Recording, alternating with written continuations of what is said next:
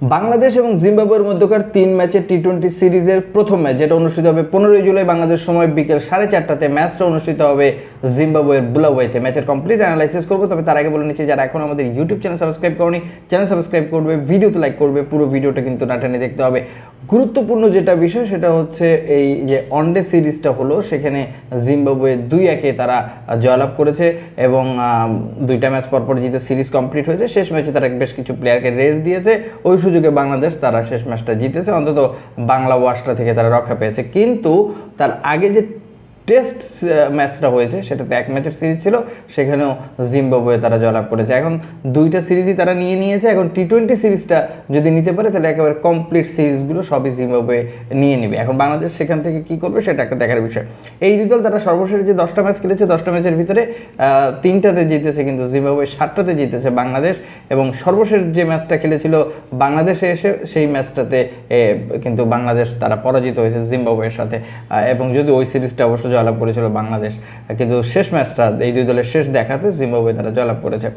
দুই দলের শেষ যে টি-20 রেকর্ড সেখানে কিন্তু খুব বেশি একটা ভালো না। জিম্বাবুয়ে তারা শেষ 5 ম্যাচের ভিতরে মাত্র 1টা ম্যাচ তারা জয়লাভ করেছে, টানা 4টা ম্যাচ তারা হেরেছে।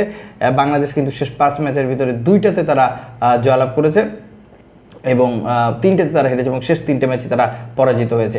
এই দুই দলের এই বুলাওয়ের মাঠের কথা যদি বলি, এখানে অ্যাভারেজ রান 151 এবং এখানে সর্বোচ্চ রান চেজ হয়েছে 191। বুলাওয়েতে মোটামুটি রান আছে, ব্যাটিং পিচ মোটামুটি ভালো রান পাওয়া যায় এবং খেলাটা যেহেতু একেবারেই দুপুরের দিকে খেলা, ফ্লাড লাইট পর্যন্ত যাবে না, অতএব আমার হিসেবে এখানে টসে জিতে আপনি আগে ব্যাটিং করতে পারেন, যেহেতু এখানে খুব বেশি একটা পিচের ভেরিয়েশন থাকে না। এবং ওভারঅল স্টেট তাই বলে 15টা ম্যাচে আগে ব্যাট জিতেছে, 10টা ম্যাচে পরে ব্যাট জিতেছে। এটা টি-20 ইন্টারন্যাশনালের রেকর্ডটাই বলছি, যেখানে 15টা ম্যাচে আগে ব্যাট 10টা ম্যাচে পরে ব্যাট জিতেছে। সেই হিসেবে আপনি অবশ্যই টসে জিতে আগে ব্যাটিং করতে পারেন, একেবারে ফ্রেশ পিচ থাকে, রানটা করে ফেললে সেখানে দলটার জন্য বা আপনার টিমের জন্যই ভালো।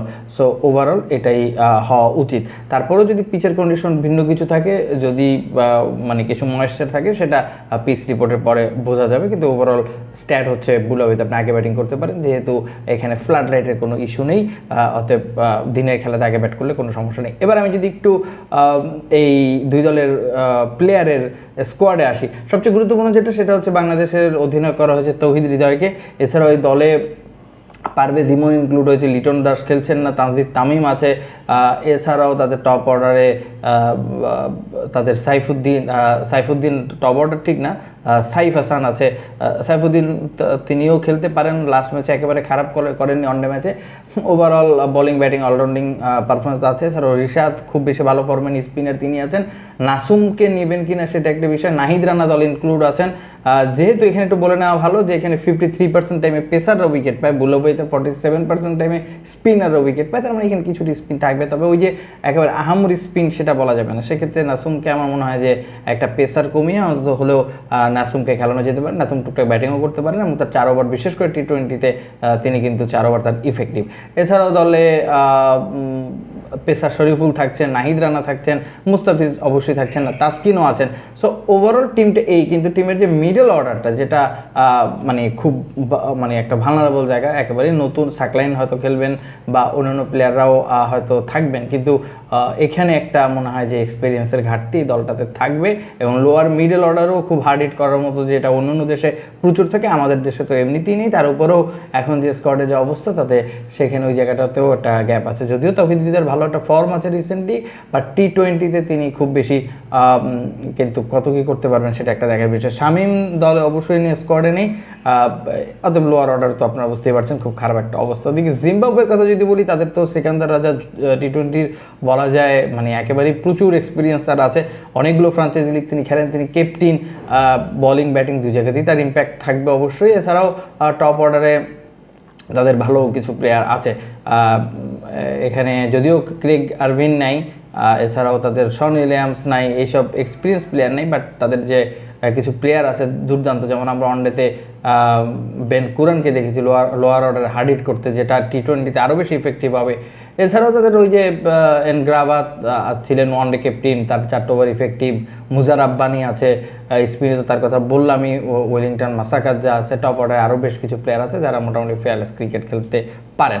এখন এই মাঠের রেকর্ড যদি বলি, এই মাঠে আসলে 50% টাইমে জিম্বাবুয়ে যেতে, 70% টাইমে বাংলাদেশ এই মাঠে কিন্তু জয়লাভ করে। তো বাংলাদেশের রেকর্ড এখানে ভালো, বাট দুই দলে যদি আমি টিম মানে অ্যানালাইসিস করি বা দুই দলের স্ট্রেংথ অ্যানালাইসিস করি, আমার কাছে মনে হয় এই ম্যাচে আমি জিম্বাবুয়েকে ফেভারিট রাখবো, যেহেতু নিজেদের মাঠে খেলা এবং তাদের এক্সপিরিয়েন্স প্লেয়ার আছে।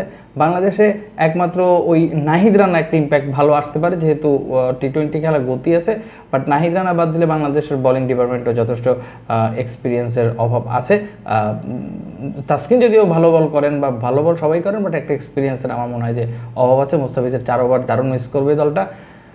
ওভারঅল এই ম্যাচে আমার কাছে মনে হয় জিম্বাবুয়ে ফেভার থাকবে, নিজেদের হোম কন্ডিশন সব মিলিয়ে। বাট তারপরও বাকিটা হচ্ছে টসের পরে হচ্ছে স্কোয়াডের পরে বোঝা যাবে এই ম্যাচে কে ফেভার থাকে। আপনার মতামত আপনি অবশ্যই কমেন্টে জানাতে ভুলবেন না।